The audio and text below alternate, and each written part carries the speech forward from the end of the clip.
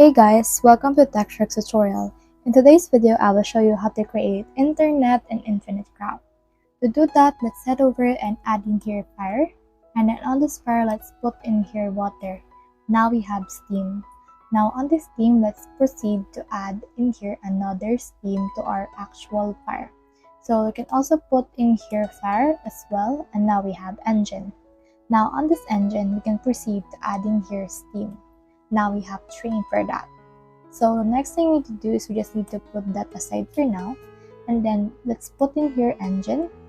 And on this engine right here, what we can do is we can put in here another engine. Now we have a rocket. Now on this rocket, let's proceed to add another rocket. And now we have satellite. So since we already have satellite right here, let's add in here rocket on our train. And now we have bullet train. So next thing we need to do is we just need to merge bullet train to satellite, and now we have internet.